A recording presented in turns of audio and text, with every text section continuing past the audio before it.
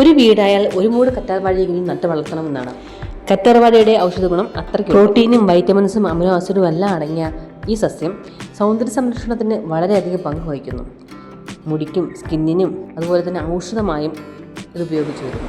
ശരിയായ രീതിയിൽ നട്ടു കഴിഞ്ഞാൽ വലിയ പരിചരണമൊന്നും കൂടാതെ വളരെ ഹെൽത്തി ആയിട്ടുള്ള കറ്റാർവാഴ വളർത്തിയെടുക്കാൻ നമുക്ക് കഴിയും.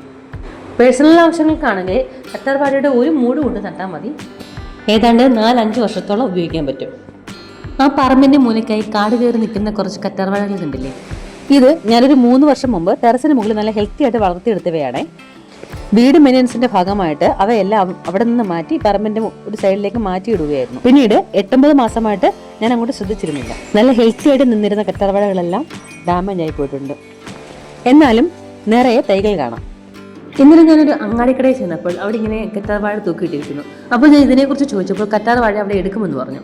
അങ്ങനെയാണ് ഞാൻ വന്ന് നോക്കുന്നത്. വെയിൽ ആവശ്യമുള്ള സസ്യമാണ് കറ്റാർവാഴ. അതുപോലെ വെള്ളം കെട്ടി നിന്നാൽ പെട്ടെന്ന് അഴുകി പോകുകയും ചെയ്യും. കണ്ട ഇവയൊക്കെ അന്ന് നട്ട അതുപോലെ തന്നെയുണ്ട്. എല്ലാ ചെടികളും കൂടി അടുത്തടുത്തിരുന്ന് കാട് കയറി എല്ലാത്തിൻ്റെയും വളർച്ച മുരടിച്ചു പോയിരിക്കുന്നു. ഇതിൻ്റെ തൈകളൊക്കെ എടുത്ത് പിരിച്ച് നട്ടെന്ന് റീസെറ്റ് ചെയ്തെടുക്കാം. ഇത് ഞാനൊരു ബക്കറ്റിൽ നട്ടു വെച്ചിരുന്നതാണേ. തൈകൾ തിങ്ങി നിറഞ്ഞു നിൽക്കുന്നത് കണ്ടില്ല. ഇതൊന്നും നമുക്ക് മാറ്റി നടാം. അതപ്പോൾ എങ്ങനെയാണ് നടന്നതെന്നും കാണിച്ചു തരാമേ. ആദ്യം നമുക്ക് തൈകളൊന്ന് പിടിതു മാറ്റാം. തൈകൾ വേര് പൊട്ടാതെ ഇളക്കിയെടുക്കണം. ബക്കറ്റ് നിറഞ്ഞു നിൽക്കുകയാണേ. നമുക്കൊന്ന് എണ്ണി നോക്കാം. 1 2 3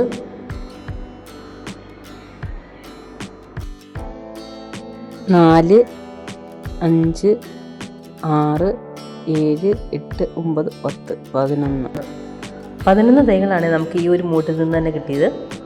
തൈകളിൽ പലതും കുറച്ച് വളർന്നു പോയവയാണ്. ഇത് ആദ്യം നട്ട കറ്റാർവാഴ ഇതാണ്.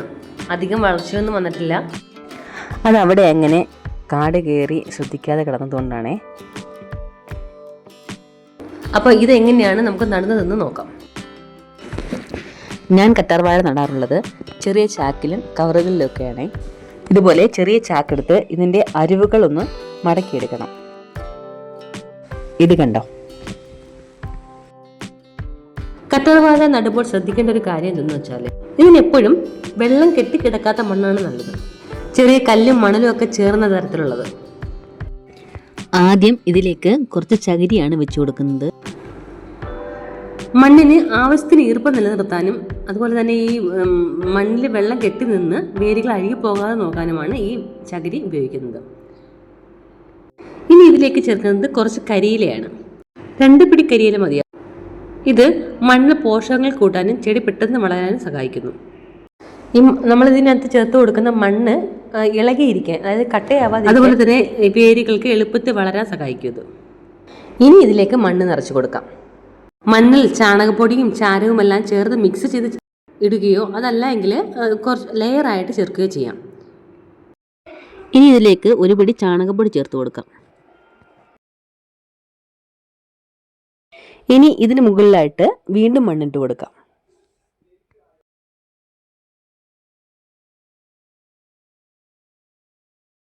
ഇനി ഇതിലേക്ക് ചേർത്ത് കൊടുക്കുന്നത് കുറച്ച് ചാരമാണ്.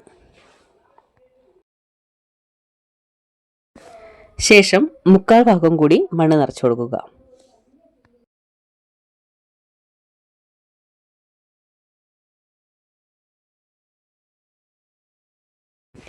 അങ്ങനെ നടാനുള്ള മണ്ണ് സെറ്റായിട്ടുണ്ട്. ഇനി തൈ നട്ടു കൊടുക്കാം. മണ്ണ് മാറ്റി ആ വേര് മാത്രം താത്തു വെച്ചാൽ മതി. ശേഷം വേരിന് ചുറ്റുമുള്ള മണ്ണ് ഒന്ന് അമർത്തി ഉറപ്പിച്ചു കൊടുക്കണം. കറ്റാർവാഴയ്ക്ക് അധികം വളത്തിൻ്റെ ആവശ്യമില്ല. ഇടയ്ക്ക് എപ്പോഴെങ്കിലും ഒന്ന് ശ്രദ്ധിച്ചാൽ മതി. മണ്ണ് നന്നായി ഉണങ്ങിയ ശേഷം മാത്രം നനച്ചു കൊടുത്താൽ മതി. അമിതമായി വെള്ളം ഒഴിച്ചാൽ വേര് ചെയ്യാൻ സാധ്യതയുണ്ട്. ഇത്തരത്തിലുള്ള കവറുകളിലാണ് നടന്നതെങ്കിൽ ചെറിയ സുഷിരങ്ങൾ അടിയിലിട്ട് കൊടുക്കുന്നത് നന്നായിരിക്കും. വെള്ളം കെട്ടി നിൽക്കാതിരിക്കാൻ സഹായിക്കും. ദിവസവും ഒരു 5-6 മണിക്കൂർ സൂര്യപ്രകാശം ലഭിക്കുന്ന സ്ഥലത്ത് വെക്കാൻ ശ്രദ്ധിക്കണം. ഇതിന് വലിയ പരിചരണത്തിൻ്റെ കാര്യമൊന്നുമില്ല. എന്നിരുന്നാലും നമ്മൾ ഇടയ്ക്ക് നമ്മുടെ അടുക്കളയിൽ നമ്മൾ വലിച്ചെറിഞ്ഞ് കളയുന്ന കുറച്ച് കാര്യങ്ങൾ, പഴത്തിൻ്റെ തൊലി ഉണ്ടല്ലോ, അത് ചെറുതായിട്ട് അരിഞ്ഞ് ചുവട്ടിലിട്ട് കൊടുക്കുകയോ അല്ലെങ്കിൽ കുറച്ച് വെള്ളത്തിലേക്ക് ഈ പഴത്തൊലി ഇട്ട് വെച്ച് ആ വെള്ളം കറ്റാർവാഴയുടെ ചുവട്ടിൽ ഒഴിക്കുകയോ ചെയ്താൽ മതി. ചായ ഇട്ട ശേഷം നമ്മൾ അരിച്ച് കളയുന്ന തേയിലച്ചണ്ടിയില്ലേ, അത് ഇടയ്ക്കിട്ട് കൊടുത്താൽ നല്ലതാണ്. അതുപോലെ തന്നെ മുട്ടത്തോട്, ഉള്ളിത്തൊലി ഇവയൊക്കെ കറ്റാർവാഴയുടെ ചുവട്ടിൽ ഇടയ്ക്കിട്ട് കൊടുക്കുന്നത് നന്നായിരിക്കും. ഒരു ചിലവുമില്ലാതെ നന്നായി പരിപാലിക്കാനും പെട്ടെന്ന് വളർത്തിയെടുക്കാനും പറ്റുന്ന ഒരു സസ്യമാണ് ഈ കറ്റാർവാഴ എന്ന് പറയുന്നത്. ഇനിയിപ്പം ഇത് നടാൻ വേണ്ടിയിട്ട് കമ്പോസ്റ്റോ അല്ലെങ്കിൽ ചാണകപ്പൊടിയോ ഇതൊന്നും ഇല്ലയെന്ന് പറഞ്ഞാൽ വിഷമിക്കേണ്ട. വെള്ളം അധികം പിടിക്കാത്ത മണ്ണിലേക്ക് നട്ടുവെച്ചാൽ മതി. ഇടയ്ക്കൊക്കെ നമ്മൾ മുമ്പ് പറഞ്ഞ പോലെ തീരച്ചണ്ടിയോ ഉള്ളിത്തോലോ ഒക്കെ ഇട്ട് കൊടുത്താൽ മതിയാവും. കറ്റാർവാഴ നടാൻ ആഗ്രഹിക്കുന്നവർക്ക് ഇങ്ങനെയൊന്ന് ചെയ്തു നോക്കും.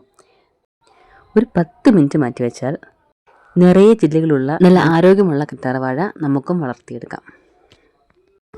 വീഡിയോ ഇഷ്ടമായ സപ്പോർട്ട് ചെയ്യാൻ മറക്കല്ലേ.